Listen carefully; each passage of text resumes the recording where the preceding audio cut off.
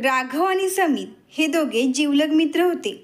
राघवला आईच्या उपचारांसाठी पैशांची खूप गरज होती, म्हणून त्याने समीरला नोकरी पाहण्यास सांगितले होते.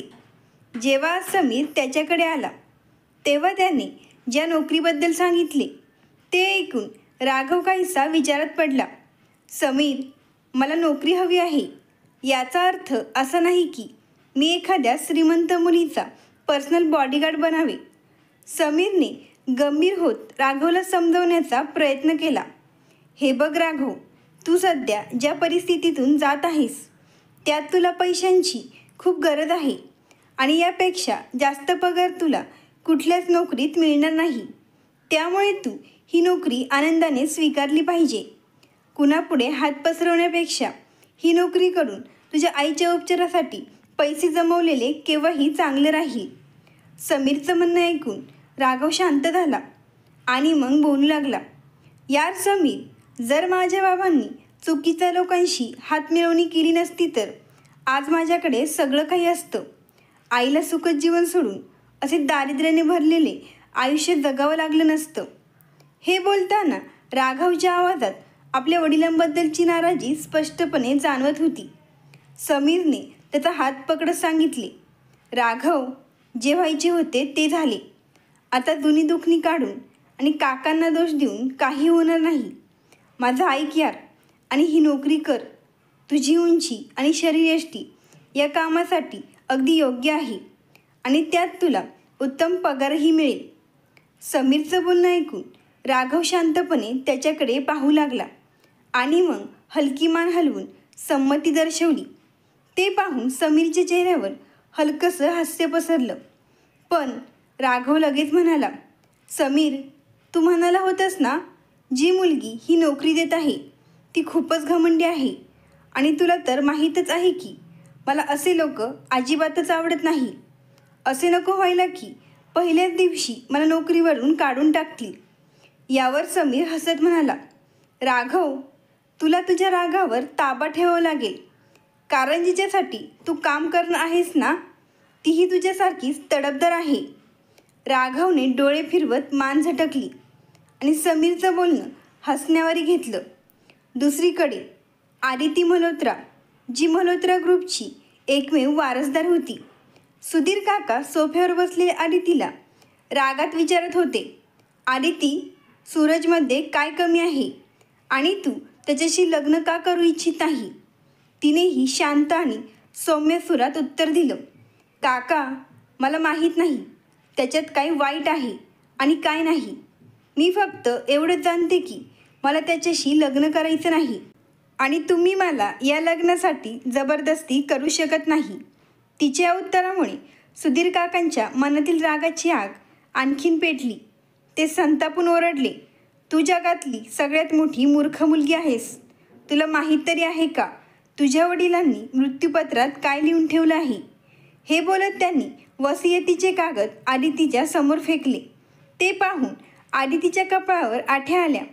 तिने ते कागद उचलून वाचायला सुरुवात केली. इतक्या सुधीर काका दातोट खात म्हणाले, मूर्ख मुली, जर तुझं लग्न वयाच्या 25व्या वर्षापूर्वी झालं नाही तर ही सगळी संपत्ती एका फाउंडेशनकडे जाईल. वसियत वाचतात आदितीच्या चेहऱ्यावरील शांतता हरवली आणि ती हळू आवाजात पुटपुटली, बाबा असा बालिशपणा कसा काय करू शकतात? हे बोलताना तिचा आवाज इतका मंद होता की केवळ तिलाच तो ऐकू गेला.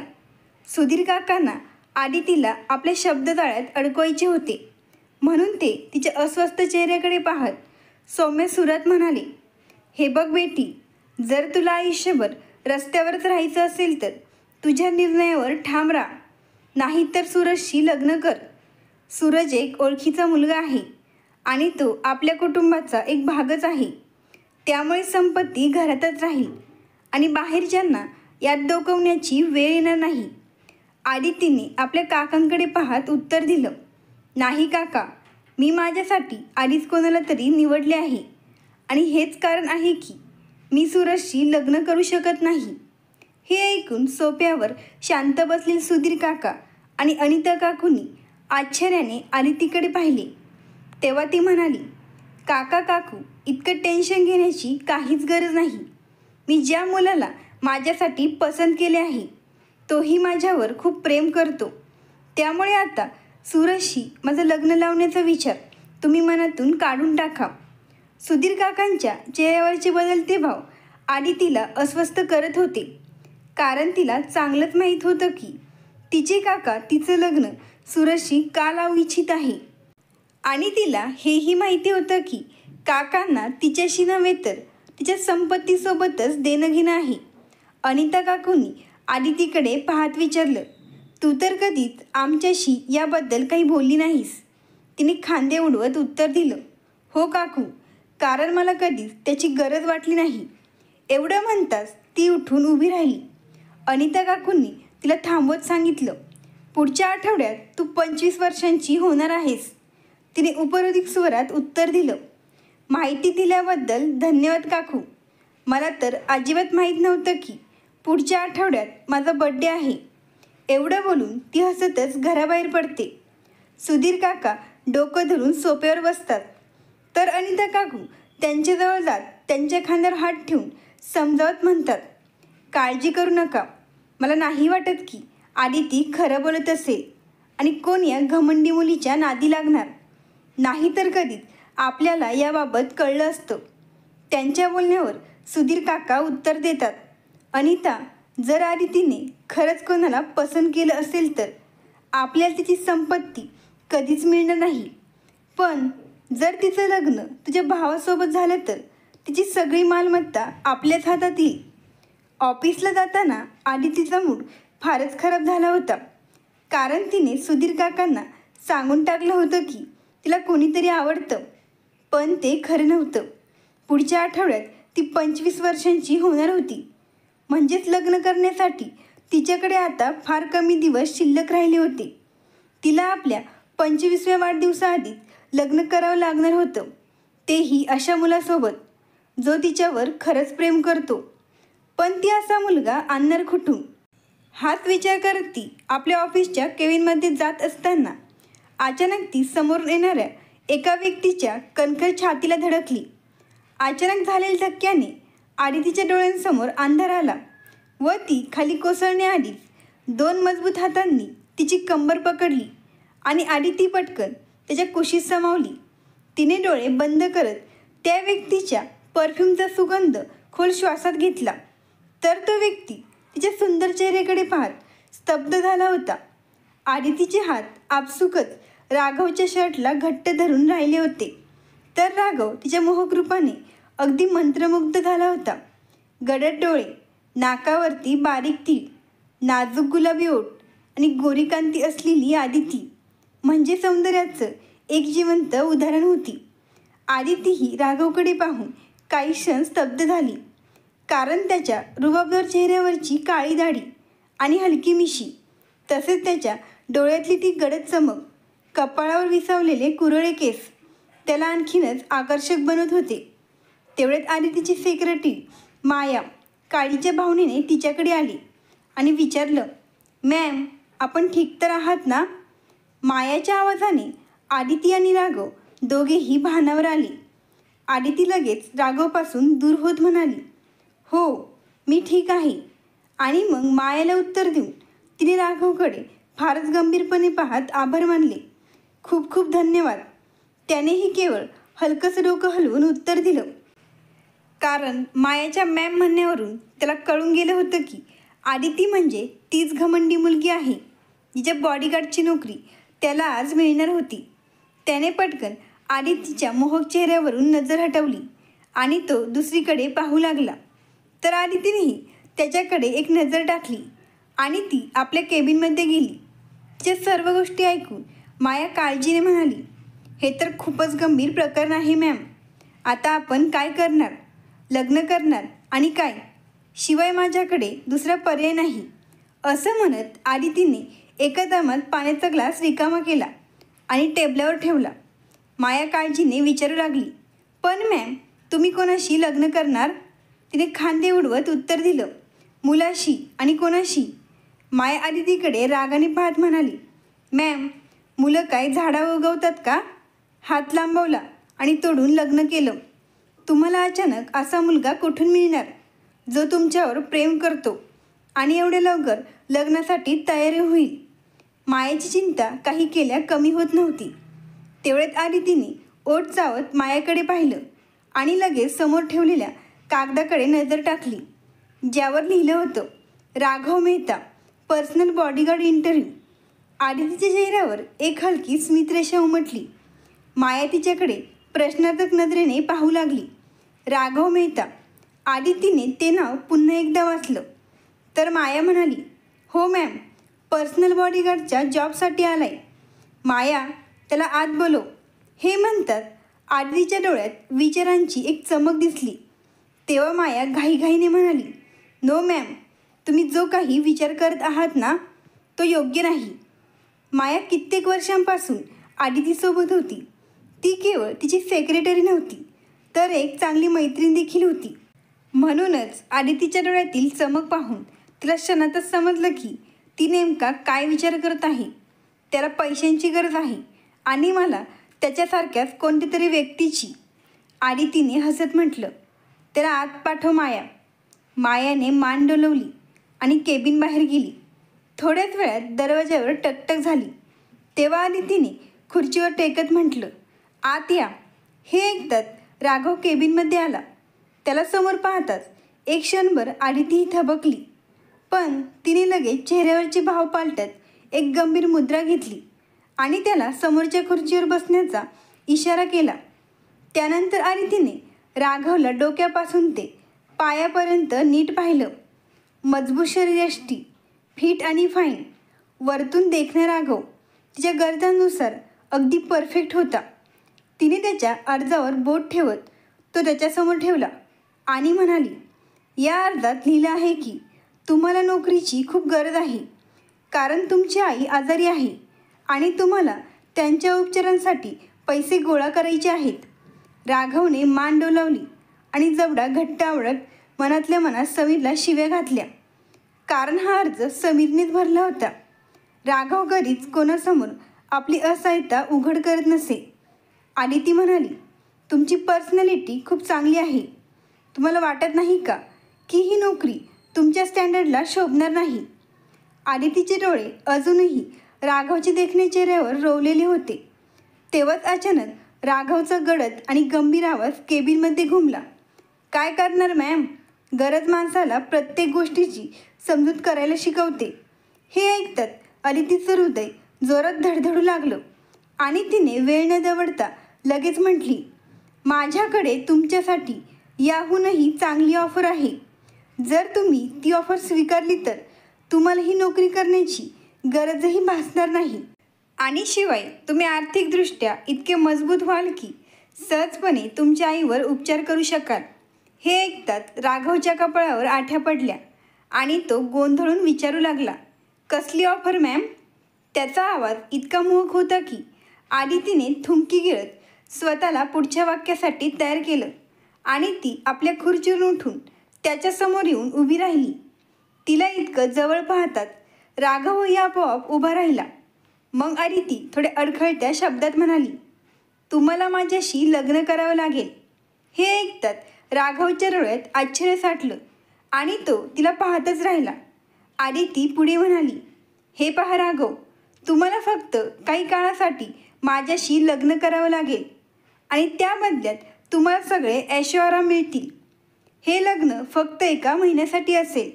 1 महिना तुम्हाला माझ्यासोबत एका खोलीत राहावं लागेल आणि सगळ्यांना हे पटवून द्यावं लागेल की आपलं एकमेकांवर खूप प्रेम आहे. आणि नंतर 1 महिन्यांनी तुम्ही मला घटस्फोट द्याल आणि कायमचे माझ्या आयुष्यातून निघून जाल. आदितीची ही वाक्य ऐकून राघव मेहताचे डोळे विस्फारले गेले आणि त्याने तिचा हात पकडून तिला जवळ ओढून घेतलं. राघवच्या नजरेत आदितीच्या बोलण्याने साऱ्या मर्यादांची हद्द पार केली होती आणि त्याला याचा काहीच अंदाज नव्हता की समोर उभी असलेली मुलगी आदिती इतकी घसरू शकते की स्वतःचा सौदा करेल. काही क्षणांपूर्वी तिच्या सौंदर्यावर राघवचे मन थरारून गेले होते, पण आता त्याला तिच्याच विषयी घृणा वाटू लागली होती. कारण राघवसाठी स्त्रीचं बाह्य सौंदर्य काहीच अर्थ ठेवत नव्हतं.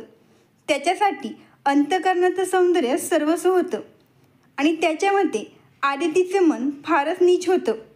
राघव तिच्या चेहऱ्याकडे झुकत चिडून म्हणाला, मिस आदिती, तू स्त्री आहेस की वेश्या? राघवची ही कटुवाक्य ऐकून आदिती, जी त्याच्या प्रत्येक हालचालीकडे लक्ष देत होती, ती संतापून गेली आणि तिने राघवच्या गालावर इतक्या जोरात चापट मारली की त्या आवाजाने संपूर्ण केबिन दणाणून गेलं. तो गालावर हात ठेवत रागात तिच्याकडे पाहू लागला, तर आदिती खोल श्वास घेत थरथरत्या नजरेने त्याच्याकडे रोखून पाहत होती. मिस्टर राघव मेहता, तुझी जीभ आवर, नाहीतर मी तुझी जीभ काढून तुझ्या हातात ठेवीन. आदिती एका जखमी वाघिणीसारखी डरकाळी फोडत बोटं दाखवत राघवला धमकावत होती. तो देखील तिच्याहून दुप्पट आवाजात गुरगुरत म्हणाला, मिस आदिती, आधी तुम्ही तुमचं तोंड बंद ठेवा आणि तुम्ही माझ्याबद्दल काय विचार करून मला अशी नीच ऑफर दिली? आदिती संतापावरत गंभीरपणे म्हणाली, मिस्टर राघव मेहता, मी काही नीच ऑफर दिली नाही. तुला फक्त 1 महिन्यासाठी माझ्यासोबत लग्न आणि प्रेमाचं नाटक करायचं आहे आणि त्या बदल्यात तुला हवा तो मोबदला मिळेल. हे ऐकताच राघवच्या चेहऱ्यावर रागाच्या ज्वाला उठल्या. आदिती मॅडम, मला तुमचा हा प्रस्ताव अजिबात मान्य नाही आणि मी काही पैशांसाठी स्वतःला तुमच्या हातातली बाहुली बनवू शकत नाही. तुमची नोकरी तुमच्याकडेच ठेवा आणि तुमचा हा घाणेरडा प्रस्तावही. राघव सुरुवातीपासूनच या नोकरीत फारसा उत्सुक नव्हता. तो तर फक्त समीरच्या सांगण्यावरून इथे आला होता. पण जेव्हा आदितीने लग्नाचा प्रस्ताव दिला तेव्हा तो पूर्णपणे संतापून गेला. तिने त्याला पुन्हा विचारत म्हटलं, एकदा नीट विचार करा मिस्टर राघव, हा प्रस्ताव तुमच्यासाठी फायद्याचा ठरू शकतो. आदितीच्या नजरेत राघवशिवाय दुसरा कोणताही पर्याय नव्हता. म्हणून ती काही करून त्याला या प्रस्तावासाठी तयार करायचा प्रयत्न करत होती. राघवनेही आपला राग व्यक्त करत म्हटलं, मी ठोकर मारतो अशा ऑफर्सला. उलट मला इथे यायलाच नको होतं.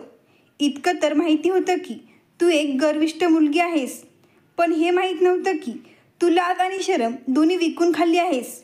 इतकं बोलून राघव आदितीच्या केबिनमधून बाहेर निघून गेला आणि आदिती आपल्या मुठ्या आवळून त्याला जाताना पाहत राहिली. त्याच्या जाण्यानंतर तिने टेबलवरील पेपरवेट उचलून दारावर फेकून मारला आणि मग केस मुठीत पकडून दोन्ही हातांनी डोकं धरत खुर्चीवर बसली.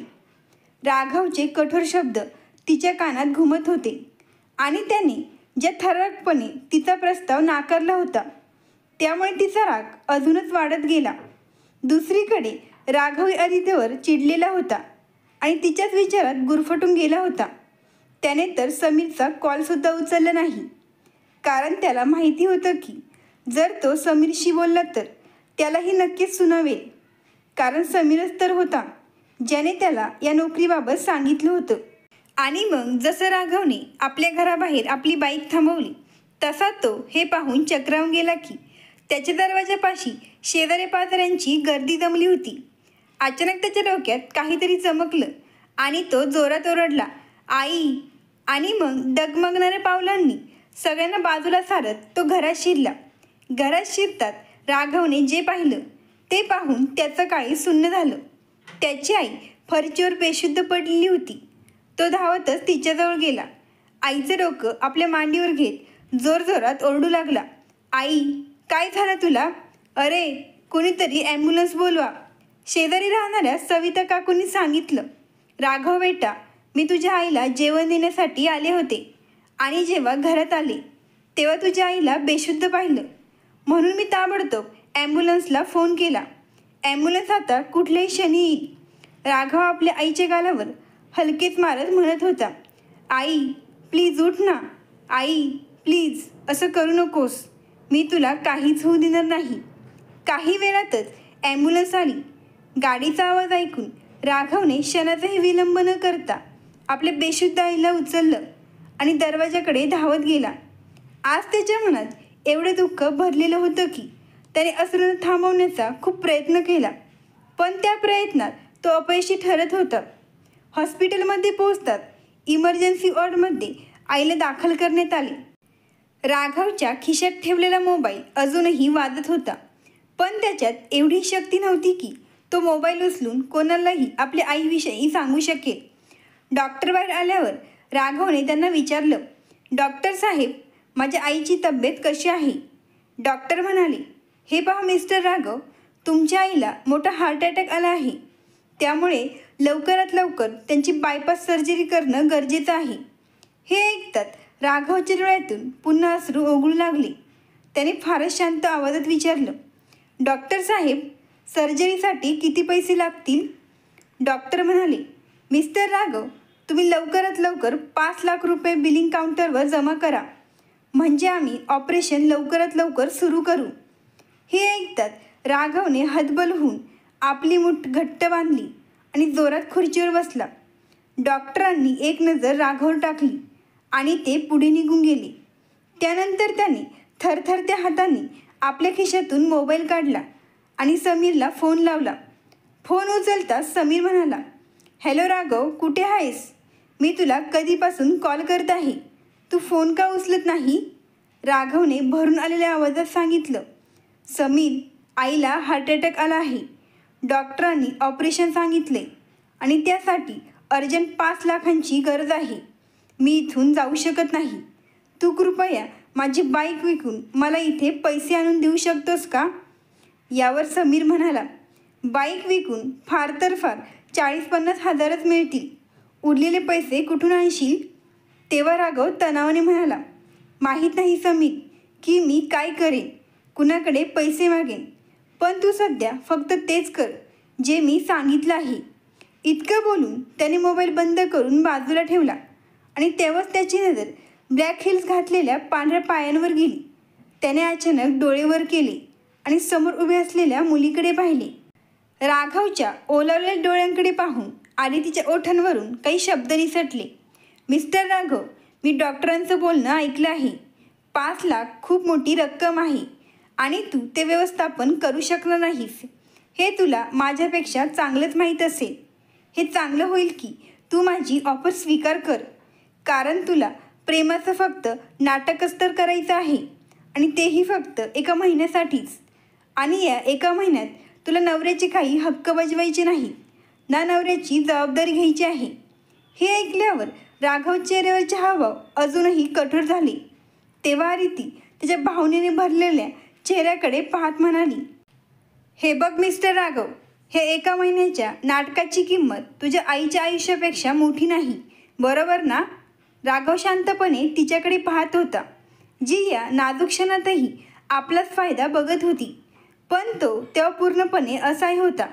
त्याला माहिती होतं की समोर उभी असलेली मुलगी त्याच्या मजबुरीचा फायदा घेत आहे, परंतु त्याचबरोबर त्याला हेही ठाऊक होतं की आईला वाचवण्यासाठी तो 5 लाख रुपयांची व्यवस्था करू शकत नाही.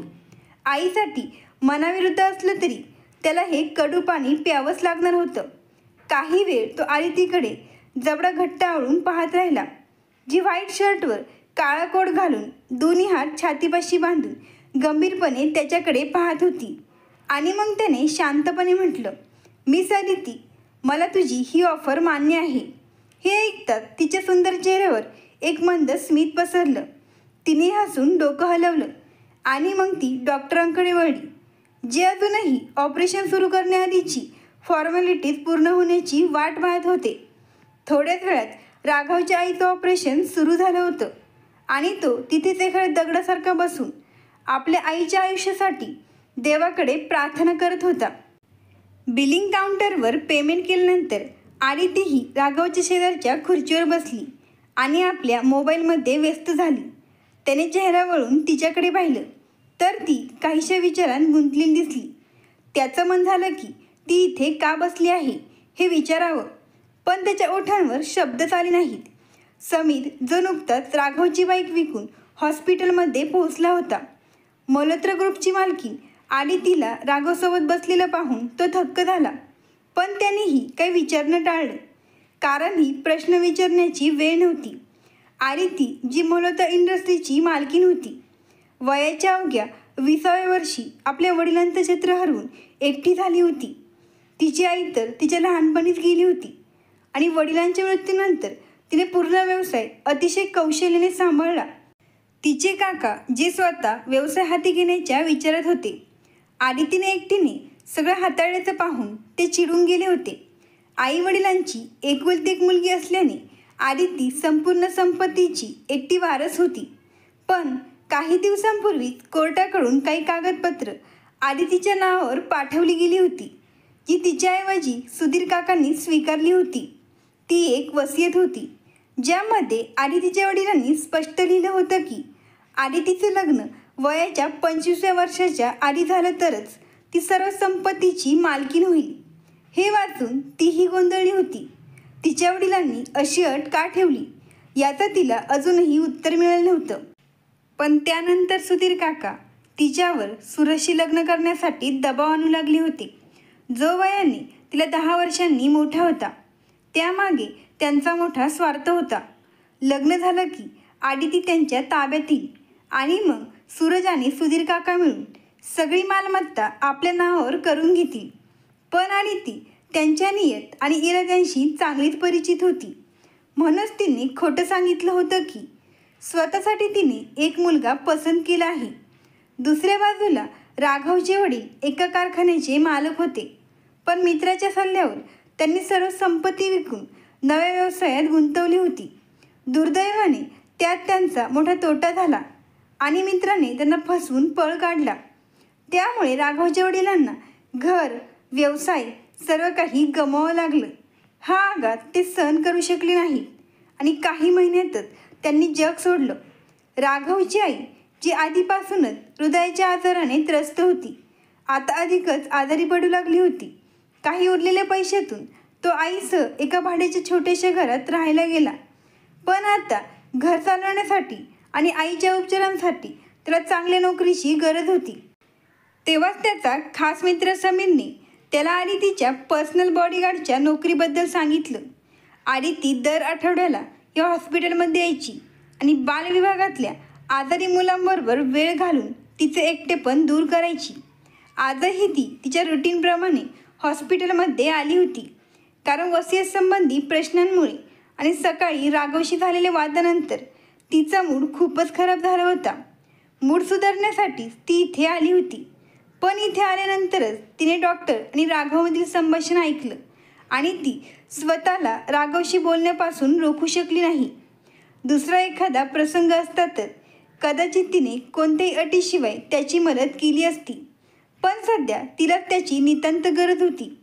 म्हणूनच तिने पुन्हा राघवसमोर आपली ऑफर ठेवली. आता संध्याकाळही झाली होती, पण डॉक्टर अजूनही बाहेर आले नव्हते. राघव वेड्यासारखा कधी आपला चेहरा हाताने झाकत होता, तर कधी केस ओढत होता. तो वेडच होईल की काय असं वाटू लागलं होतं. आदितीने गरम गरम चहाचा कप त्याच्याकडे करत गंभीरपणे म्हटलं, चहा घे राघव. त्याने रागात तिच्या चेहऱ्याकडे पाहिलं. तो आधी तिच्यावर खूप रागावलेला होता, पण त्या क्षणी तिची तिथे असलेली उपस्थिती त्याला आणखीन त्रासदायक वाटत होती. म्हणूनच तो आवर न घालता तिच्यावर चिडून म्हणाला, मीच आदिती. आत माझी आई जीवन आणि मृत्यू यांच्यात लढा देत आहे आणि तुम्ही मला चहा पिण्यास सांगत आहात. हे बोलताना त्याचा आवाज कडक झाला. त्यामुळे आदितीच्या चेहऱ्यावरचा रंगच उडाला आणि ती म्हणाली, मिस्टर राघव, जर तुम्हाला चहा प्यायचा नाही तर तुम्ही नाही म्हणू शकला असता किंवा नुसतीच मान हलवली असती. पण असे माझ्यावर रागाने ओरडण्याची काय गरज होती? आणि मग आदिती दात घट्ट दाबत म्हणाली, चहा प्यायचा नाही ना? ठीक आहे, मीच पिते. असे म्हणून तिने खांदे उडवले आणि चहाचा कप ओठांशी लावत एकीकडे निघून गेली. राघव तिच्याकडे पाहतच राहिला. थोड्या अंतरावर उभा असलेला समीर हे सगळं मोठ्या उत्सुकतेने पाहत होता आणि त्याच्या चेहऱ्यावर एक हलकीशी स्मितरेषा उमटली, जी लपवण्यासाठी त्याने आपला चेहरा दुसरीकडे वळवला. थोड्या वेळानंतर राघव फोन कानाला लावत पुढे गेला, कारण त्याचे काही मित्र त्याच्या आईबद्दल विचारत होते आणि तो त्यांना उत्तर देत असताना एका ऑडमध्ये डोकावून पाहत होता. तेव्हा अचानक तो बोलता बोलता गप्प झाला. त्याच्या डोळ्यात आश्चर्य दाटून आलं, कारण त्याने जे दृश्य पाहिलं, ज्याची त्याने कधी कल्पनाही केली नव्हती, तो एक बालविभाग होता. तिथे 12 वर्षापर्यंतच्या मुलांवर उपचार चालू होते. पण त्याला आश्चर्य वाटण्याचं कारण ती मुले नव्हती, तर त्यांच्यासोबत शेजारी बसलेली आदिती होती, जी कोणतीही लाज किंवा संकोच न ठेवता त्यांच्यासोबत बोलत होती आणि त्यांच्यावर प्रेम करत होती. ते हॉस्पिटल काही फार मोठं आणि नावाजलेलं नव्हतं. तिथे श्रीमंत आणि गरीब सर्व उपचारासाठी येत असत. तिथे बसलेल्या काही मुलांचे कपडे मळकट झालेले होते. काहींच्या चेहऱ्यावर औषधं आणि जेवणाचे डाग स्पष्ट दिसत होते. पण तरीही आदिती त्यांच्याबरोबर मोकळेपणाने खेळत होती आणि त्यांना आपल्या मांडीवर घेऊन प्रेमाने कुरवाळत होती. ती आधीपासूनच खूप सुंदर होती, पण त्या क्षणी तिच्या चेहऱ्यावर खुललेली हसरी भावना मनाला स्पर्श करणारी होती. राघवच्या मनात आदितीबद्दल जी प्रतिमा तयार झाली होती त्यानुसार ती एक उद्धट आणि गर्विष्ठ मुलगी होती आणि सकाळच्या वाजल्यानंतर त्याला ती बेशरम वाटू लागली होती. पण आत्ता मुलांसोबत बसलेल्या आदितीला पाहून त्याचं हृदय तिच्याबद्दलची धारणा बदलण्यास भाग पडलं. समीरच्या आवाजाने राघव विचारांच्या दुनियेतून बाहेर आला आणि तिच्या सुंदर हसऱ्या चेहऱ्यावरून नजर काढून समीरकडे वळला. राघवच्या आईचे ऑपरेशन यशस्वी झाले होते आणि त्यांना निगराणीखाली ठेवण्यात आले होते. राघव त्याच्या आईला सुरक्षित पाहून खूपच आनंदी होता. पण आदिती कुठे दिसत नव्हती. तिच्या अनुपस्थितीने त्याला थोडंसं आश्चर्य वाटलं. पण मग त्याने डोकं हलवलं आणि स्वतःशीच विचार केला की चांगलंच झालं आदिती इथे नाही.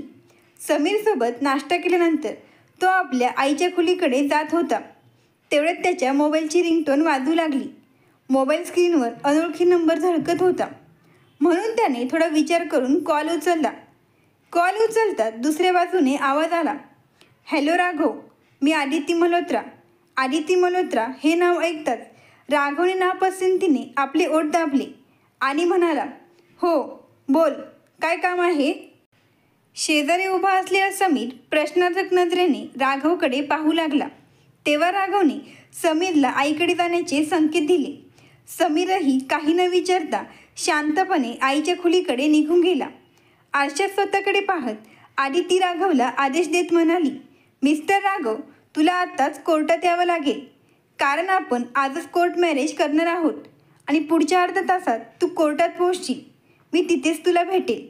रिकाम्या वेळेत राघवने खूप प्रयत्न केला की त्याच्या बोलण्यातून होणारी कटुता निघून जावी, पण तरीही तो स्वतःवर नियंत्रण ठेवू शकला नाही. तो आदितीशी कठोर शब्दात म्हणाला, सध्या माझी आई अंडर ऑब्झर्वेशनमध्ये आहे, तर हे काम काही दिवसांनी केलं तर चालणार नाही का? यावर तिनेही तितक्याच कडकपणे उत्तर दिलं, नाही मिस्टर राघव, कारण या लग्नाव्यतिरिक्तही मला अजून बरेच कामं आहेत. आपण अर्ध्या तासात कोर्टात भेटूया. एवढं म्हणत तिने फोन कट केला आणि ती खोलीबाहेर निघून गेली. ज्यावेळी ती बाहेर पडली तेव्हा तिचे काका, त्यांची पत्नी अनिता आणि सूरज डायनिंग टेबलवर नाश्ता करत होते. ते तिघंही तिच्याकडे डोळे विस्फारून बघतच राहिले. सूरज सुधीर काकांकडे पाहत म्हणाला, भाऊजी, तुम्ही आदितीचे काका आहात आणि वडीलधाऱ्या नात्याने तरी तिने तुमचं ऐकायला हवं होतं. सुधीर काकांनी कपाळावर आठ्या आणत उत्तर दिलं, आदिती मला आपलंसं मानतच नाही आणि ती माझं कधीच ऐकतही नाही. पण तू काळजी करू नको सूरज, निवांत नाश्ता कर, कारण आता आदिती 25 वर्षांची व्हायला फारसे दिवस उरलेले नाहीत आणि अजूनही तिने त्या तरुणाला आणलेलं नाही ज्याच्याशी ती लग्न करू इच्छिते. मुळात असा कुठलाच तरुण नाही जो तिच्याशी लग्न करेल, तर ती आणेल तरी कसा? काही दिवसात ती स्वतः तुझ्याशी लग्न करायला तयार होईल. सुधीर काका स्वतः भ्रमात होते आणि त्यांनी सूरजलाही त्यात खेचून घेतलं होतं. आदितीच्या सुंदर फिगरचा विचार करत सूरज आनंदाने हसला, तर अनिता काकूसुद्धा तिच्या नवऱ्याच्या बोलण्यावर खळखळून हसली. तर तिकडे कोर्ट मॅरेजची सर्व औपचारिकता पूर्ण झाल्यावर आदितीने राघवकडे बघून पुन्हा एक धक्का दिला आणि म्हणाली, राघव, तुला आता माझ्यासोबत माझ्या घरी यावं लागेल. हे ऐकून तो आश्चर्यचकित होऊन आदितीकडे पाहू लागला, कारण तिचे शॉर्ट कपडे पाहून त्याला कसं तरी वाटत होतं. काही वेळांपूर्वी त्याचं कायदेशीर लग्न झालं होतं आणि त्यानंतर राघवला आदितीचे कपडे आणि तिच्यावर पुरुषांची नजर टाकणं अजिबात आवडत नव्हतं. लग्नानंतर प्रत्येक पुरुषाला वाटतं की त्याच्या बायकोकडे कुणी घाणेरडी नजर ना टाकावी. आदिती, तू एवढी निर्दयी कशी असू शकतेस? तिकडे माझी आई अजूनही हॉस्पिटलमध्ये आहे, मग मी तिला एकटीला सोडून तुझ्या घरी कसं काय येऊ शकतो?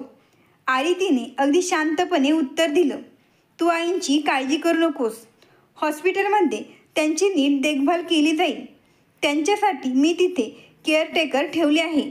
तू नुकतेच कॉन्ट्रॅक्ट पेपरवर सही केली आहेस आणि त्यात स्पष्ट लिहिलं आहे की लग्न होताच तुला माझ्यासोबत माझ्या घरी यावं लागेल. राघवकडे आता काहीच पर्याय उरला नव्हता. त्याला तेच करावं लागत होतं जे आदिती सांगत होती. त्याचा चेहरा संतपणे लाल झाला होता. आदितीकडे रागाने पाहत त्याने कारचा पुढील दरवाजा उघडला आणि आत सीटवर बसून जोरात बंद केला. तर आदितीही रागाने त्याच्याकडे बघत ड्रायव्हिंग सीटवर बसली. घरी पोहोचतात तिचे काका तिच्याकडे एका वेगळ्याच नजरेने पाहू लागले. काका, तुम्हाला इतके आश्चर्य का वाटते? तिने हसत विचारलं. समोर बसलेले सुधीर काका आदिती आणि तिच्या शेजारी उभे असलेल्या राघवकडे संशयाने पाहत होते. त्यांना अजूनही विश्वास बसत नव्हता. ते आपल्या शंकेचं निरसन करण्यासाठी विचारू लागले. आदिती, तू खरंच लग्न केलं आहेस? हो काका, मी लग्न केले आणि हा राघव आहे ज्याच्यावर मी प्रेम करते आणि हाही माझ्यावर खूप प्रेम करतो. हो ना राघव? एवढं म्हणत तिने राघवचा हात हातात घेतला आणि हसून त्याच्याकडे पाहू लागली.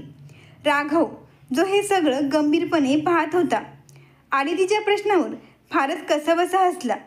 तिच्या कोमल आणि नाजूक बोटांचा स्पर्श झाल्यावर त्याच्या अंगावर रोमांच उभे राहिले. कारण पहिल्यांदाच एका मुलीने त्याला असा स्पर्श केला होता आणि आज तो एका नव्या अपरिचित भावनेचा अनुभव घेत होता. सुधीर काका नाराजीने उठून म्हणाले. आदिती, तू लग्न केलंस आणि तुला घरातल्या लोकांना बोलावणं सुद्धा गरजेचं वाटलं नाही. हे कसले लग्न आहे ज्यात घरातील एकही सदस्य नव्हता? हे ऐकताच तिने राघवचा हात अधिक घट्ट पकडला आणि म्हणाली, हे माझं लग्न होतं ना, तर मग मीच ठरवणार की कोणाला बोलवायचं आणि कोणाला नाही. हे ऐकून सुधीर काकांचा चेहरा रागाने लाल झाला आणि ते तिच्या दिशेने जोरात चालू लागले. त्यांना समोर येताना पाहून ती घाबरली आणि तिच्या बोटांनी राघवच्या बोटांना घट्ट पकडलं. ती म्हणाली, काका, तुम्ही माझं लग्न मानता की नाही याने मला काही फरक पडत नाही. माझं राघवशी लग्न झालं आहे आणि आता तो माझा पती आहे. तुम्ही स्वतःच तर म्हणत होता ना की माझं लग्न माझ्या 25व्या वर्षांपूर्वी व्हायला हवं. तर मग मी तेच केले. मी आधीच सांगितलं होतं की मी कोणाला तरी पसंत केलं आहे आणि आज मी त्याच्याशी लग्न केलं. राघवने तिच्या चेहऱ्याकडे बारकाईने पाहिलं तर आदिती त्याच्याकडे पाहून हसली आणि मग आपल्या खोलीकडे जाऊ लागली. पण राघव मात्र तिच्या हसऱ्या चेहऱ्याकडे आणि डोळ्यातील नमीकडे बघत तसाच उभा राहिला. जणू अजूनही तो तिला समजू शकलेला नव्हता. वरती गेल्यावर आदितीने राघवला आवाज दिला. पतिदेव, लवकर या. राघव पटकन तिच्या खोलीत गेला. आदितीने आपल्या खोलीत प्रवेश करतात आपल्या छातीवर हात ठेवून खोल श्वास घेणे सुरू केले आणि राघव शांतपणे उभा राहून तिच्याकडे बघत होता. तिने अगदी सामान्य स्वरात सांगितले, तुझ्यासाठी लागणाऱ्या सगळ्या गोष्टींची मी तयारी केली आहे. तुला हवे असल्यास तू सोफ्यावर झोपू शकतोस आणि जर तिथे आराम न वाटला तर तू बेडवरही झोपू शकतोस. मला काहीच हरकत नाही. इतके बोलून ती वॉशरूमकडे वळली. तेव्हा राघवने तिला थांबवत विचारली, मिस आदिती, तुला एका अनोळखी पुरुषासोबत एकत्र राहायला भीती वाटत नाही का? हे ऐकून तिने वळून त्याच्याकडे पाहिले आणि हसत म्हणाली, मिस्टर राघव, एका स्त्रीमध्ये इतकी समज असतेच की ती समोरच्या व्यक्तीला पाहून समजू शकते की तो माणूस आहे की जनावर. 1 महिना का असेना, पण सध्या तू माझा नवरा आहेस. तर मग मला तुझ्यापासून घाबरण्याची काय गरज? इतके बोलून ती वॉशरूममध्ये गेली. राघवच्या ओठांवर नकळत एक सौम्य स्मित उमटले. सोफ्यावर बसतात त्याने आपला मोबाईल काढला आणि तो समीरशी बोलून आईच्या तब्येतीची चौकशी करू लागला. काही दिवसांपासून नोकरीच्या शोधात इकडे तिकडे धावपळ आणि आईसाठी हॉस्पिटलचे फेरे घेत असल्यामुळे तो खूपच थकला होता. फोन बंद करतात त्याने आपले डोके सोफ्यावर टेकवले आणि झोपेच्या उद्देशाने डोळे बंद केले. पण त्याला झोप लागण्याआधी वॉशरूमचा दरवाजा उघडल्याचा आवाज आला आणि खोलीत पसरलेला परफ्यूमचा वास त्याच्या नाकात शिरला. त्याने डोळे उघडतात नाईट गाऊनमध्ये चमकणाऱ्या आदितीच्या गोऱ्या पायांकडे त्याचे लक्ष गेले आणि तो दचकून सरळ बसला. त्या गाऊनच्या स्लीव्ज जवळजवळ नव्हत्याच. आणि तिच्या दुधासारख्या शुभ्र बाहू तिच्या सौंदर्याला आणखीनच उजाळा देत होत्या. ते पाहून राघवचं हृदय जणू गळ्यापर्यंत पोचलं. आरशासमोर उभी असलेली आदितीला पाहत तो ओरडून म्हणाला, हे काय घातलंस तू? आदितीने आश्चर्यचकित झालेल्या राघवकडे पाहत उत्तर दिलं, काय घातलंय म्हणजे काय? अरे बाबा, हा गाऊन आहे आणि रात्री झोपण्याआधी आरामासाठी घालायचा असतो. राघवने पटकन तिच्यावरून आपली नजर फिरवली आणि म्हणाला, मिस आदिती, निदान माझ्यासमोर तरी तुला तुझ्या कपड्यांची काळजी घ्यायला हवी होती. राघवच्या बोलण्यावर आदिती हसली आणि म्हणाली, बघा मिस्टर पतिदेव, आता मी तुमच्यासाठी माझा आराम तर सोडू शकत नाही ना. आणि मग 1 महिना का असेना, पण तू माझा नवरा आहेस, तर तुझ्यापासून काय लपवायचं? हे बोलून ती जेव्हा त्याच्याजवळून निघून जात होती तेव्हा राघवने तिचा हात पकडत तिला थांबवले आणि म्हणाला, पहा मिस आदिती, तू सारखी तिसरट रटू नकोस की तू माझा नवरा आहेस. मी तुझी ही बडबड ऐकून अगदी वैतागलो आहे. खरं तर राघवला अस्वस्थ करणारं खरं कारण तिचं सौंदर्य होतं, जे ना तो दुर्लक्ष करू शकत होता ना स्पष्टपणे स्वीकारू शकत होता. आदितीने अगदी शांतपणे उत्तर दिलं, ठीक आहे बाबा, आता मी पुन्हा म्हणणार नाही की तू माझा नवरा आहेस. राघवने विचार केला होता की आदिती त्याला काहीतरी तिखट उत्तर देईल, पण तिचं हे शांत उत्तर त्याच्या अपेक्षेपेक्षा खूप वेगळं आणि आश्चर्यकारक होतं. त्यानंतर राघवने खोलीची लाईट बंद केली. अंधाऱ्या खोलीत लॅम्पचा मंद प्रकाश एक सुखद वातावरण निर्माण करत होता. अशा सुखद वातावरणात देखील राघवला झोप काही केल्या लागत नव्हती. तो सारखा करवट घेत होता. एकतरही त्याच्यासाठी नवीन जागा, त्यात आईची चिंता त्याला पोखरत होती आणि कुठेतरी आदितीच्या अस्तित्वाचं एक नाजूक वलयही राघवचं लक्ष सतत वेधून घेत होतं. त्याने तिच्या बेडकडे पाहत करवट घेतली तेव्हा त्याने पाहिले की ती छातीपर्यंत अंग झाकून अगदी शांत झोपली होती आणि तिच्या चेहऱ्यावर कुठल्याच भीतीचा लवलेश नव्हता. तिच्या चेहऱ्यावरचं ते शांत हास्य त्याला अधिकच आश्चर्यचकित करत होतं. एका अनोळखीच्या उपस्थितीत एवढे शांतपणे ती झोप कशी घेऊ शकते? त्याची नजर तिच्या सुंदर चेहऱ्यावर स्थिरावली. तिचे तपकिरी केस बेडवर पसरले होते आणि तिच्या गडद डोळ्यांनी पूर्ण विश्वासाने स्वतःला बंद केलं होतं. जणू ती कोणाच्या तरी सुरक्षित कवचात संपूर्णपणे संरक्षित आहे असा तिला विश्वास होता. आदिती आपल्या गुलाबी ओठांनी खोल श्वास घेत होती आणि अतिशय शांती झोपली होती. तिच्यामध्ये एक अशी मोहकता होती जी राघवला तिच्याकडे खेचत होती.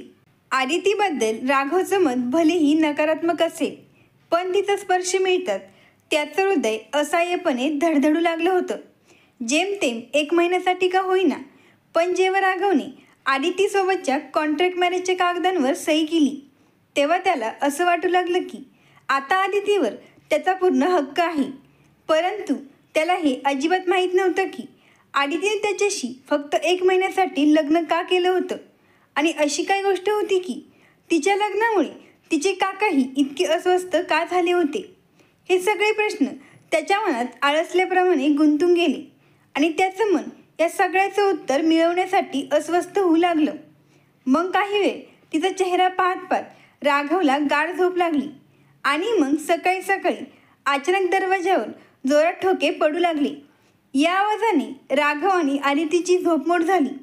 आदिती आळस भरून सोफ्यावर बसलेल्या राघवकडे पाहत होती आणि ती समजून घेण्याचा प्रयत्न करत होती की खरंच कुणीतरी दरवाजावर इतके जोरात ठोके मारत आहे की हा तिचा केवळ भ्रम आहे. पण पुन्हा पुन्हा होणाऱ्या त्या जोरदार ठोक्यांमुळे ती आपल्या भ्रमातून बाहेर आली आणि ती म्हणाली, लवकर उठ राघव आणि बेडवर ये. आपल्या जागेवरून उठत ती राघवजवळ आली आणि त्याला ओढून बेडजवळ नेलं. राघव गोंधळलेल्या नजरेने आदितीची हालचाल पाहत होता, जी सोफ्यावरून उशी उचलून त्याच्याकडे वेगाने येत होती.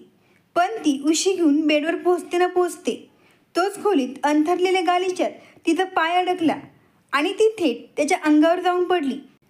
तिने आपला चेहरा राघवच्या मानेत लपून टाकला आणि राघवनेही आपले डोळे घट्ट मिटून घेतले. अनाहूतपणे आदितीचे ओठ राघवच्या मानेला स्पर्शले आणि राघवच्या पूर्ण शरीरातून जणू एखादा विद्युत प्रवाहच वाहू लागला. आदिती अजून त्याच्यापासून दूर सरकते न सरकते तोच राघवच्या कानावर दरवाजाचे लॉक उघडण्याचा आवाज आला. त्यामुळे तो पटकन सावध झाला. त्याने आदितीला बेडवर झोपवलं आणि तिच्या संपूर्ण अंगावर ब्लँकेट ओढून तिला झाकून टाकलं. त्यानंतर राघवने स्वतः दरवाजा उघडला तर समोर सूरज उभा होता. काय झालं सूरज, काय काम आहे? राघवने कठोर नजरेने सूरजकडे पाहत विचारलं. जो त्याच्याकडे रक्तपिसासू नजरांनी बघत होता तो तिथेच बेशरमपणे उभा राहिला आणि रागाने जोरात म्हणाला, तुम्हा दोघांना खाली बोलवले. सूरजच्या चेहऱ्यावरचा राग स्पष्ट जाणवत होता. राघव म्हणाला, सूरज, प्रायव्हसी नावाची काही गोष्ट असते की नाही? लग्न झालेल्या जोडप्यांच्या खोलीत म्हणजे कोणाच्याही खोलीत परवानगीशिवाय असं नॉक करायचं नसतं. आता इथे उभं राहून माझं तोंड काय पाहतोस? चल, आम्ही येतो. आणि हो, दरवाजा बंद करणं विसरू नको. राघवने सूरजच्या स्वाभिमानाची चांगलीच धूळधाण केली. तर सूरजने राघवकडे संतप्त नजरेने पाहिलं आणि चिडून जोरात पावलं टाकत तिथून निघून गेला. पण जाताना दरवाजाला मोठ्या आवेशाने आपटून बंद करणं तो विसरला नाही.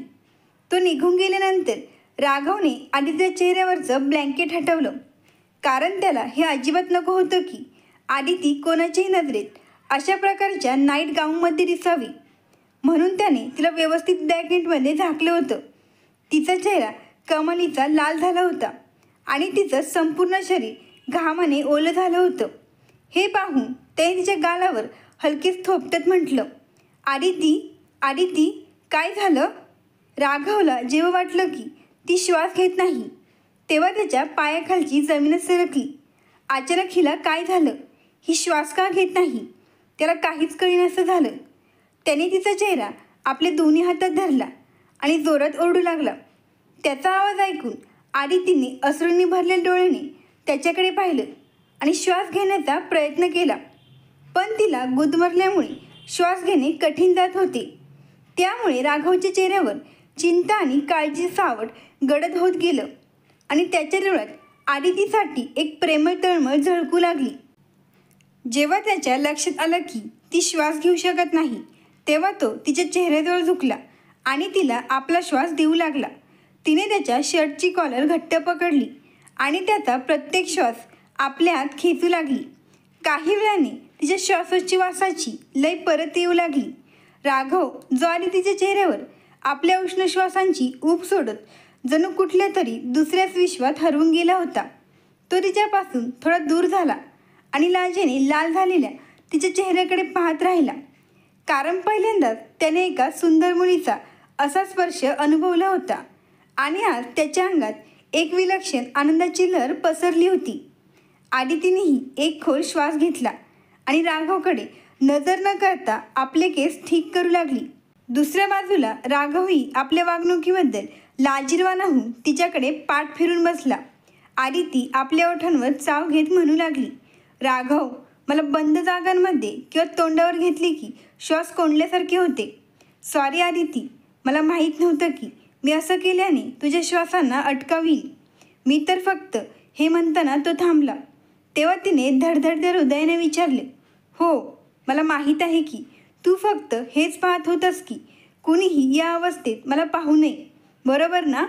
हे बोलताना ती हळूच हसली आणि राघव चकित झाला की त्याच्या मनात काय चालले ते हिला कसं कळलं.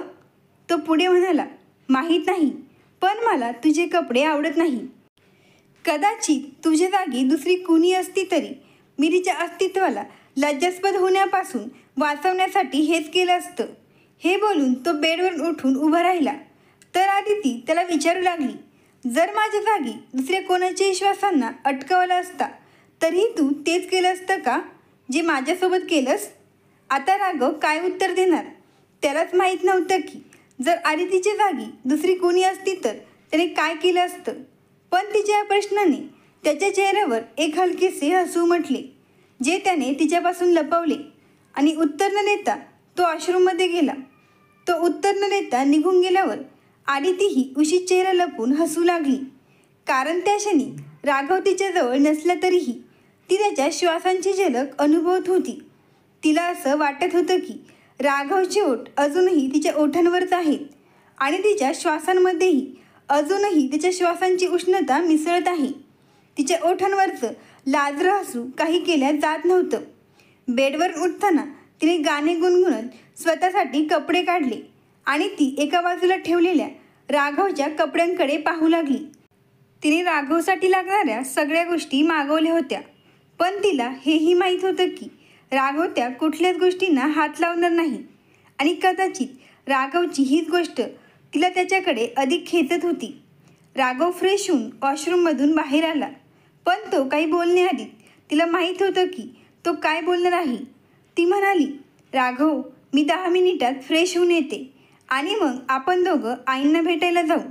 हे ऐकताच तो थोडा गोंधळून म्हणाला, आदिती, आई शुद्धीवर आली आणि मी तिला काय सांगू की तू कोण आहेस.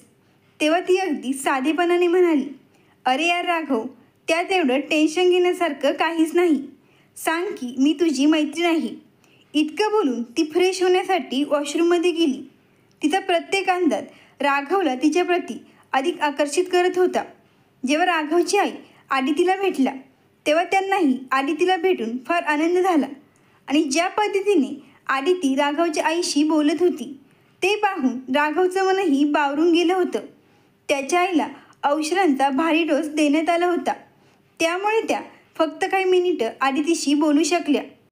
आईची भेट घेऊन झाल्यानंतर तिने राघवकडे आग्रह केला की आपण समुद्रकिनारी जाऊ. सुरुवातीला तो थोडा संकोचला, पण तिच्या हट्टासमोर तो जास्त वेळ टिकू शकला नाही. आता दोघं समुद्रकिनारी बसले होते आणि मावळत्या सूर्याच्या सुंदर दृश्याचा आनंद घेत होते. तेव्हा अचानक आदितीने विचारलं, राघव, तुला समुद्र आवडतो का? तो समुद्राची लाटा निहाळत म्हणाला, हो आदिती, मला समुद्र खूपच आवडतो. इथल्या थंड वाऱ्यामुळे आणि प्रसन्न वातावरणामुळे जीवनातील प्रत्येक दुःख काही वेळासाठी का होईना विसरता येतं. म्हणूनच मी दर आठवड्याला इथे येत असतो.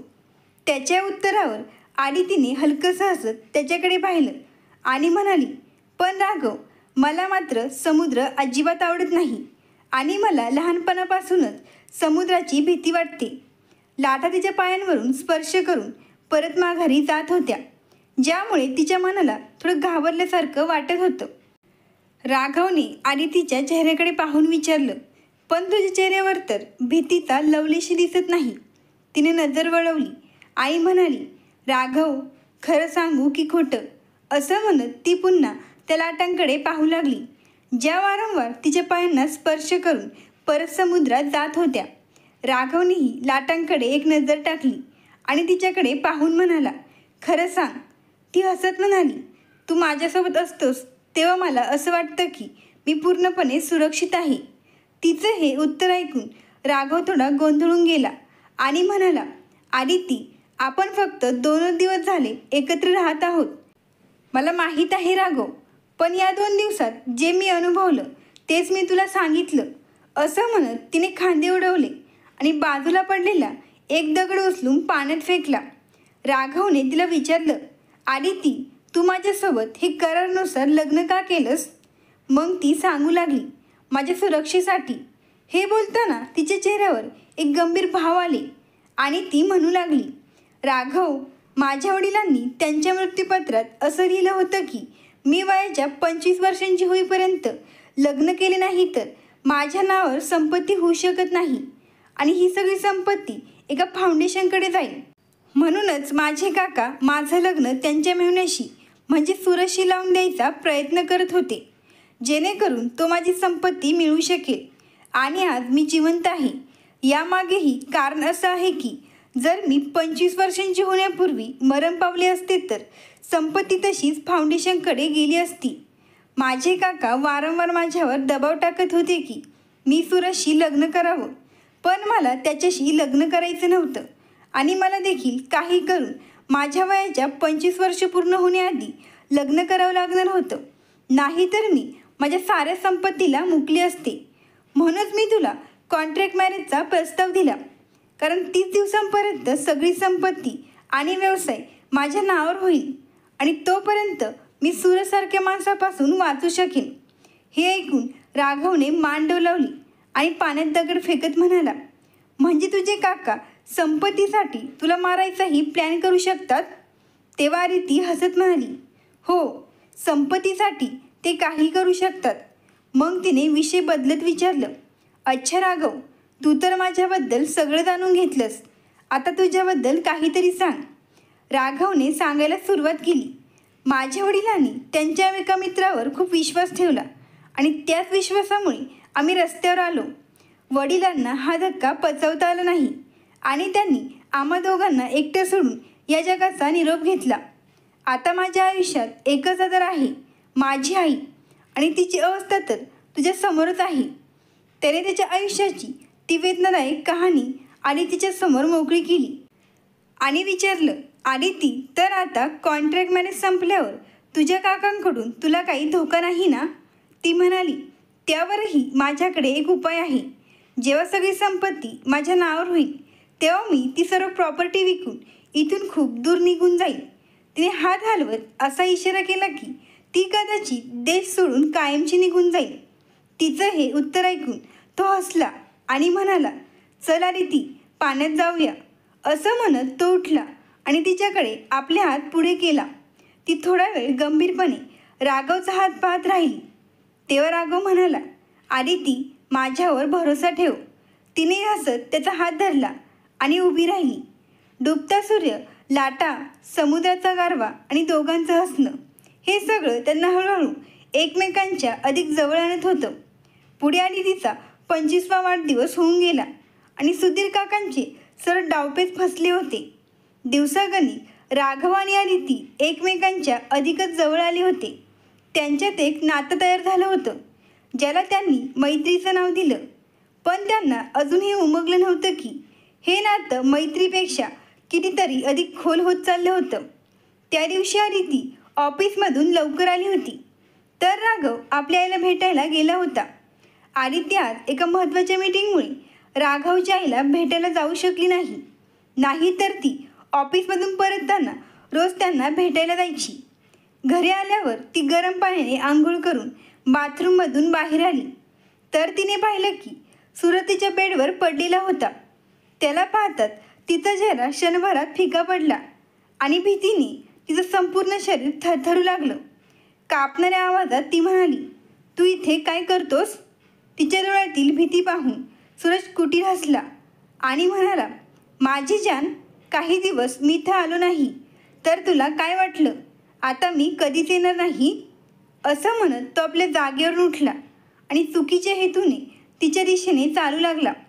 ती किंचाळत म्हणाली, सूरज, प्लीज इथून निघून जा, नाही तर मी आरडाओरडा करेल. यावर सूरज म्हणाला, ओरड, मनापासून ओरड, पण तुला माहिती आहे ना की आज तुझ्या किंकाळ्या ऐकायला इथे कोणीही नाही. असं म्हणत तो तिच्या जवळ जाऊ लागला. तेव्हा भीतीने तिचा चेहरा पांढराफट पडला आणि ती मागे जात जात भिंतीला धडकली. तिचं मन म्हणत होतं की जमीन फाटावी आणि ती त्यात सामावून जावी, कारण ती फक्त सूरजच्या घाणेरड्या नजरेपासून वाचू इच्छित होती. आज तर राघवी घरी नव्हता, त्यामुळे तिचं रक्षण करायला कुणी नव्हतं. सूरज, माझं आता लग्न झालं आहे, प्लीज माझ्यासोबत असं काही करू नकोस. भीतीने तिचे हातपाय थंड पडले होते आणि तिच्या डोळ्यातून अश्रूंचा ओघ सुरू झाला होता. तिला ते सगळे दिवस आठवू लागले जेव्हा या राक्षसाने तिची अब्रू लुटण्याचा प्रयत्न केला होता. त्याने जबरदस्तीने आदितीला बेडवर पाडलं. त्यानंतर तो तिच्या अंगावर झुकून तिचा चेहरा हातात धरत म्हणाला, तुझी हिंमत कशी झाली माझ्याशिवाय दुसऱ्याशी लग्न करण्याची? तुझ्या नवऱ्याला सांगितलं आहेस का की मी तुझी पहिली रात्र आधी साजरी केली आहे आणि हे हात तुला कित्येकदा स्पर्शून गेले आहेत. तुझ्या नवऱ्यालासुद्धा तुझ्या भूतकाळाबद्दल कळलं पाहिजे. असं म्हणत सूरज आपला चेहरा तिच्या अगदी जवळ आणतो. त्याच वेळेस आदितीने आपले डोळे बंद केले, कारण सूरजचे शब्द तिच्या आयुष्यात विष ओतत होते. त्याने तिचा चेहरा घट्ट पकडला आणि म्हणाला, मला माहिती आहे तू काही सांगितलं नसेल. सांगितलं असतं तर त्याने तुला कधीच स्वीकारलं नसतं. एवढं बोलून त्याने तिच्या गालावर हात ठेवला. आता तिचं संपूर्ण शरीर जोरजोराने थरथरत होतं. तेवढ्यात तिच्या कानावर राघवचा आवाज ऐकू आला, ज्यामुळे तिला थोडेसे हायसे वाटले. राघव आल्याचे समजतात सूरजही घाबरून गेला. पण तो लगेच सावरून म्हणाला, बरं झालं राघव, तू आलास. मी आणि आदिती एकमेकांना पसंत करतो. तिने तुझ्याशी मजबुरीने लग्न केलं आहे. सूरज आपल्या बोलण्याने राघवला आदितीच्या विरोधात करायला बघत होता. तेवढ्यात आदिती म्हणाली, राघव, आमच्यात असं काही नाही. हा खोटं बोलत आहे. ती रडत राघवच्या दिशेने पाहत होती. याआधी की आदिती अजून काही बोलणार, तेवढ्यात राघवचा जोरात आवाज तिच्या कानांमध्ये घुमला. काय म्हणाला सूरज? पुन्हा एकदा सांग बरं. मी आणि आदिती. सूरजचं वाक्य पूर्णही झालं नव्हतं की राघवने त्याचा गळा धरला आणि आपलं डोकं त्याच्या डोक्यावर आपटून त्याला मागे ढकललं. आदिती आश्चर्याने राघवकडे पाहू लागली. तो अजूनही सूरजला मारत होता आणि म्हणत होता, तुला काय वाटलं सूरज की मी तुझ्या बोलण्यात येईन? मला पहिल्याच दिवशी तुझे वाईट इरादे कळाले होते, पण आज आदितीविषयी तुझे तोंडून अशी घाणेरडी वाक्य ऐकून मला जराही वाईट वाटलं नाही. जरी आज तू माझ्या हातून मेलास तरी तुझी हिंमत कशी झाली माझ्या बायकोला हात लावायची आणि तिला त्रास देण्याची? असं म्हणत राघव सूरजच्या चेहऱ्यावर पुन्हा पुन्हा प्रहार करत राहिला आणि आदिती डोळे विस्फारून त्याच्याकडेच पाहत राहिली. तो सूरजच्या अंगावर धावून जात म्हणाला, मला माझ्या पत्नीवर पूर्ण विश्वास आहे आणि मी तिच्यावर मनापासून प्रेम करतो. ऐकलंस ना तू? जो कोणी तिला हात लावायची देखील चूक करेल ना, त्याचे हात मी मुळासकट तोडून फेकून देईन. हे ऐकून आदितीच्या डोळ्यातून अश्रू वाहू लागले. कारण ज्या भावनांना त्या दोघांनीही फक्त मैत्रीचं नाव दिलं होतं, त्या भावना प्रत्यक्षात प्रेमांत रूपांतरित झाल्या होत्या. जर या एका महिन्यात आदिती राघववर प्रेम करू लागली होती, तर राघवही आदितीला आपल्या प्राणांपेक्षा अधिक मानू लागला होता. भास्कर, राघव, या मूर्खाला मारून स्वतःचे आयुष्य खराब करून घेऊ नकोस. सूरज अर्धमेल अवस्थेत होता आणि त्याच्यात काहीच ताकद शिल्लक राहिली नव्हती की तो स्वतःहून उठून आपला जीव वाचू शकेल. आदितीने रोखल्यावर राघव थांबला आणि त्याने एक खोल श्वास घेत तिच्याकडे पाहिलं. त्याचं संपूर्ण शरीर अजूनही थरथरत होतं. पण मग त्याने आदितीवरून नजर हटवली आणि सूरजला ओढत लॉनमध्ये फेकून दिलं. त्याचवेळी सुधीर काका आणि अनिता काकू त्यांच्या गाडीतून खाली उतरत होते. त्यांनी सूरजला रक्ताने माखलेलं पाहिलं तेव्हा ते राघवला खूप शिव्या देऊ लागले. त्यानंतर ते सूरजला गाडीत टाकून रुग्णालयात घेऊन गेले. राघवने रागाने सेक्युरिटी गार्डला सांगितलं, आता यापैकी कोणालाही घरात येऊ देऊ नकोस. असं सांगून राघव घरात गेला आणि खोलीत येताच त्याने भिंतीला टेकलेल्या आदितीचा चेहरा आपल्या हातात घेतला. तिच्या सुंदर चेहऱ्याकडे पाहत तो खूपच सौम्य आवाजात म्हणाला, आदिती, तू ठीक तर आहेस ना? तिने रडत रडत होकार दिला. तेव्हा राघवने विचारलं, आदिती, तू हे सगळं कधीपासून सहन करत होतीस? तेव्हा ती म्हणाली, जेव्हापासून पप्पा मला एकटीला सोडून गेले तेव्हापासूनच तो मला वाईट नजरेने बघायला लागला आणि मला हातही. याआधी की आदिती पुढे काही बोलणार तितक्यात राघवने तिच्या ओठांवर हात ठेवत तिला आपल्या छातीत दडपून घेतलं. ती रडत रडत आपलं दुःख हलकं करू पाहत होती आणि ती राघवच्या छातीत डोकं लपवत होती. राघव, पप्पा गेल्यानंतर मी खोलीत एकटी असायचे आणि तेव्हा हा राक्षस मला चुकीच्या नजरेने बघायचा. त्याच्या नजरा आणि हेतू खूपच घाणेरडे होते. मला त्याचं प्रचंड वाईट वाटायचं, पण मी एकटी होते ना, म्हणून काही करू शकत नव्हते. मी म्हणते ना की मी खूप मजबूत आहे, पण मी तशी नाही राघव. मी आजही या राक्षसाला पाहून खूप घाबरते. त्याला पाहतात माझे हातपाय थरथरू लागतात. आदिती हिचक्या घेत घेत हे सगळं राघवला सांगत होती.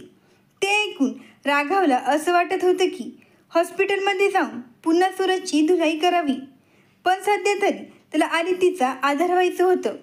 त्याने तिच्या कपाळावर प्रेमाने चुंबन घेतलं आणि म्हणाला, आदिती, आता तुला अजिबात घाबरण्याची गरज नाही. मी आहे ना तुझ्यासोबत. मी तुला काही होऊ देणार नाही. आता कोणीही तुझ्याजवळ येणार नाही. असं म्हणत त्याने तिचे अश्रू पुसले आणि तिला मोठ्या प्रेमाने आपल्या बाहूंमध्ये उचलून बेडवर झोपवलं. मग तिच्या शेजारी बसून तो तिचे केस हलकेच कुरवाळू लागला. तिच्या हिचक्या अजूनही थांबल्या नव्हत्या, म्हणून तो पाणी आणायला उठला.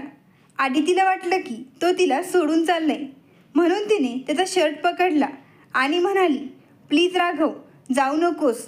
मला खूप भीती वाटते. तेव्हा राघव तिच्या हातांना आपल्या हातात घेत म्हणाला, मी कुठेही जात नाही, मी इथेच तुझ्यासोबत आहे आणि मी असताना तुला घाबरण्याची काही गरज नाही. यार आदिती, मला तर ती धाकड बिंदास आदितीच आवडते आणि अशा पुरुषांना घाबरायचं नाही तर लढायचं असतं. राघवला आता पश्चाताप होऊ लागला होता की त्याने सूरजला जिवंत का सोडलं. आदिती राघवच्या पापण्यांना आपल्या बोटांच्या टोकांनी स्पर्श करत दबक्या आवाजात म्हणाली, आणि जर कुणी तसं पाहिलं जसं तू बघतोस तर काय करायचं? राघव चिडून म्हणाला, तर त्याचे डोळे फाडून टाकेल, कारण माझ्याशिवाय कोणीही तुला माझ्यासारखं पाहावं हे मी अजिबात सहन करू शकत नाही. आदिती राघवच्या जळजळीत बोलण्यावर रडतं रडतं हसली आणि मग तिने धडधडत्या हृदयाने विचारलं, खरंच राघव, इतकं प्रेम करतोस माझ्यावर? तेव्हा तो म्हणाला, हो करतो, माझ्या जीवापेक्षाही जास्त. मी स्वतःला हेच सांगत राहिलो की हे प्रेम नाही, फक्त मैत्री आहे. पण आज हे जाणवलं की ही मैत्री नाही तर खरं प्रेम आहे. आणि आज सूरजला तुझ्या जवळ पाहून माझं मन म्हणत होतं की त्याला जिवंत जमिनीत गाडून टाकावं. शेवटी राघवचं बोलणं सौम्य झालं तर आदिती हसत त्याच्याकडे पाहू लागली. राघवही डोळ्यात चमक घेऊन तिच्याकडे पाहू लागला.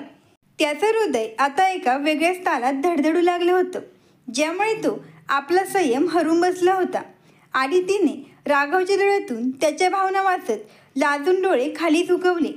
तेव्हा राघवने स्वतःवरचा ताबा हरून तिच्या चेहऱ्याकडे झुकत तिला आपल्या मिठीत घेतले आणि स्वतःच्या खूपच जवळ ओढले.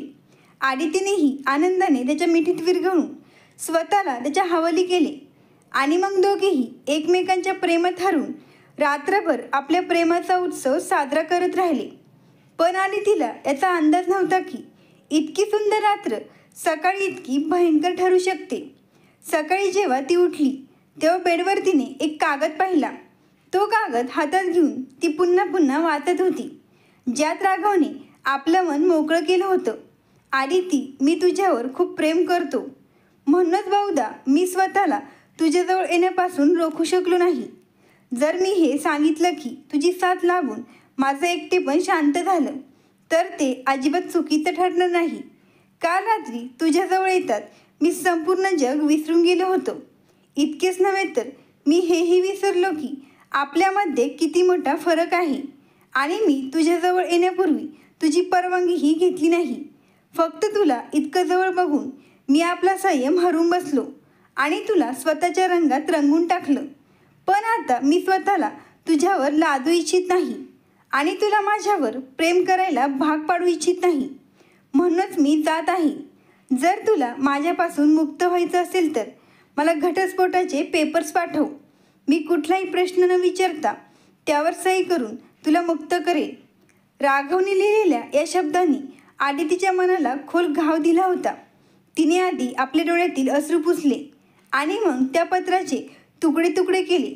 दात घट्ट आवळत आणि काहीतरी ठरवत ती बेडवरून उठली आणि वॉशरूमकडे गेली. काही वेळाने हॉस्पिटलच्या त्या खोलीत एक जोरदार थप्पड ऐकू आली, जी राघवच्या गालावर बसली होती. राघवच्या आयुष्यातली ही दुसरी थप्पड होती आणि दोन्ही वेळेस त्याला मारणारी ती एकच मुलगी होती, आदिती. राघवच्या आईने आश्चर्याने डोळे विस्फारून हे सगळं पाहिलं. तेवढ्यात आदिती त्यांच्याकडे बघून क्षमायाचना करत म्हणाली, सॉरी आई, पण तुमचा मुलगा या थप्पडच्या पूर्णपणे पात्र होता. नंतर तिने राघवकडे बघितलं आणि म्हणाली, तुला हे माहीत आहे का की जर मीही तुझ्यावर प्रेम केलं नसतं तर मी तुला माझ्या नकालाही स्पर्श करू दिला नसता आणि स्वतःला तुझ्या हवालीही केले नसते. आदितीच्या या शब्दांनी राघवचा चेहरा तांबूस झाला तर त्याच्या आईचेही विस्फारलेले डोळे अजूनही बंद झाले नव्हते. हो, मीही तुझ्यावर प्रेम करते आणि फक्त तुझ्यावरच. ऐकलंस ना मिस्टर राघव? म्हणूनच मी स्वतःला तुझ्या हवाली केलं आणि माझी संपत्तीच ना, तेच दुसरं कारण होतं ना तू मला सोडून जाण्याचं. ठीक आहे, तर आता मी माझी सगळी संपत्ती एखाद्या फाउंडेशनना देऊन टाकेल, मग तरी मी तुझ्या लायक होईल ना? कारण माझी खरी संपत्ती म्हणजे तू आहेस, माझा नवरा आणि त्याचं प्रेम. हे बोलत आदिती राघवच्या छातीवर ठोसे मारत त्याच्या छातीला बिलगली. तिने रडत रडत त्याच्यासमोर आपले प्रेम व्यक्त केले. तेव्हा राघवनेही डोळे भरून तिच्याकडे पाहत कान पकडले आणि माफी मागितली. कारण आदितीच्या प्रेमाच्या कबुलीने त्याचं मन पूर्णपणे हलवून टाकलं होतं. नाही करणार मी तुला माफ, कारण मी तुझ्यावर खूपच जास्त रागवले आहे, असं म्हणत आदितीने राघवला स्वतःपासून दूर ढकललं आणि रागावलेल्या चेहऱ्याने त्याच्या आईजवळ जाऊन बसली. आईने आता हे स्पष्टपणे ओळखलं होतं की हीच ती मुलगी जी त्यांना पहिल्यापासूनच आवडत होती, तीच त्यांची सून आहे. राघवने विनवणी स्वरात म्हटलं, आदिती प्लीज मला माफ कर, आजपासून पुन्हा असं काही करणार नाही. आणि तसंही माझ्या चुकीची शिक्षा तर तू मला एक जोरदार थप्पड मारून आधीच देऊन टाकली आहेस, तर आता मला माफ करून माझ्यासोबत आयुष्य जगण्याचं एक कारणही दे. तिने ओलसर डोळ्यांनी त्याच्याकडे पाहिलं आणि म्हणाली, मिस्टर राघव, जेव्हा जेव्हा तुम्ही अशी चूक कराल ना, तेव्हा तेव्हा तुम्हाला असंच एक जोरदार थप्पड खावीच लागेल. तेवढ्यात राघवच्या आईने आश्चर्याने थोडं चकित होऊन विचारलं, राघव, हे फक्त बायकोचं सरप्राईज होतं की आता माझे नातवंडही येणार आहे? मला आताच खरं सांग, म्हणजे जेव्हा ते माझ्या समोर येईल तेव्हा मी माझ्या आश्चर्यावर नियंत्रण ठेवू शकेन. राघवच्या आईला शंका वाटत होती की जसं राघवची पत्नी अचानक समोर आली तसं त्यांची नातवंडही त्यांच्यासमोर तर येणार नाही ना. आईचं हे बोलणं ऐकतात राघव आणि आदिती एकमेकांकडे बघू लागले, तर आईचा चेहरा लाजेने पूर्णपणे लाल झाला. राघवने आपल्या आईजवळ जाऊन संपूर्ण सत्य सांगितलं. त्यानंतर पुढे त्यांनी सूरज विरुद्ध FIR दाखल केली आणि आदितीला सुरक्षित वाटावं यासाठी त्यांनी इथलं सर्व काही विकून दुसऱ्या शहरात जाऊन राहायचं ठरवलं. तिकडे गेल्यावर आदितीने एक नवीन व्यवसाय सुरू केला आणि तो उंचीवर पोहोचवण्यासाठी राघवने तिला पूर्ण पाठिंबा दिला. सूरजला मदत केल्यामुळे सुधीर काका आणि त्यांची पत्नी अनिता यांनाही तुरुंगात पाठवण्यात आलं. तर तिकडे आदिती राघवसोबत एक सुखी आयुष्य जगू लागली होती. मित्रांनो, जरी कथा आवडली असेल तर लगेच सबस्क्राईब करा. धन्यवाद. आभारी आहोत.